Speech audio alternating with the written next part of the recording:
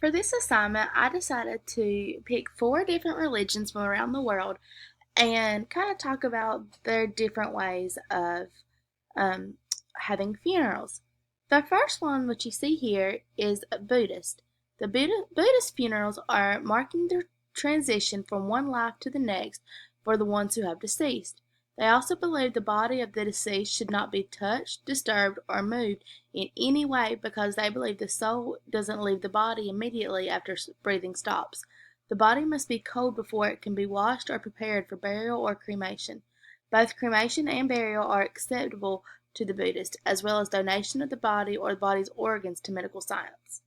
And what you're looking at now is a picture of a more traditional Buddhist funeral, whereas this is a more modern funeral. You can kind of tell by just their clothing that this is more traditional than this one. The next one I chose was a Christian burial funeral. The Christian burial was the original tradition rather than cremation because of the resurrection of the body. Once cremation became widely spread, some denominations of Christianity banned the practice, while others were okay with it. Christians also encourage organ donation because they know the benefits of the receiver. So they know that it's such so beneficial to the receiver that they're okay with saving someone else's life.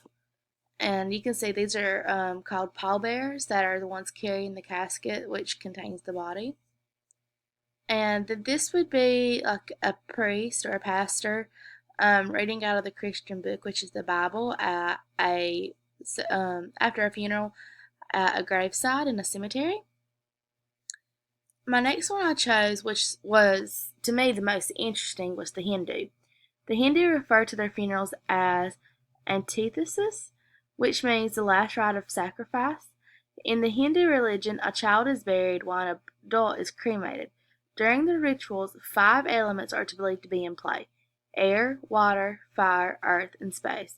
They believe that the rite of passage returns the body back to these basic elements. Hinduism focuses heavily on the soul in its next life, so it's no surprise that they are also in agreement with donating organs to help save the life of someone else. What I thought was very interesting about this one is when I started to research Hindu funerals, this is what first came up, and this is a body by fire, body by water, followed by fire, and then there's another picture of people gathered around fire. And in my research, I read that the five elements are believed to be in play: air, water, fire, earth, and space. And so I just thought it was really cool that this religion had some other elements to it. My final one was Islam. In the Islamic religion, the process of cremation is also forbidden. Instead, they have a simple ritual of bathing the body followed by prayer. However, they do encourage the act of donating organs as a way to continue to be selfless. They also position the body so that the face is turned to the right side so it will face Mecca.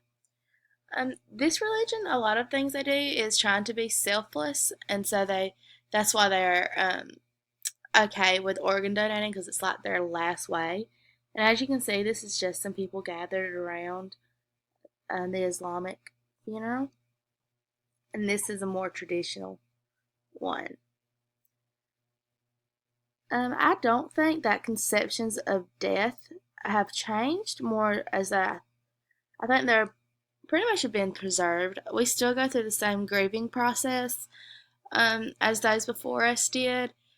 I do think that maybe the way that we go about funerals has evolved through technology as far as the embalming process and being able to preserve the body. But I definitely think that we have preserved the way um, our modern conceptions of death from previous times because we still go through that grieving process and you still get upset and you go through acceptance, anger, and denial. And so I think in that way we have preserved it. And this was a very interesting assignment for me because it made me branch out and look into other religions. And on the topic of funerals, that's something I would have never done on my own. So I enjoyed this. And if you have any further questions, please feel free to email me.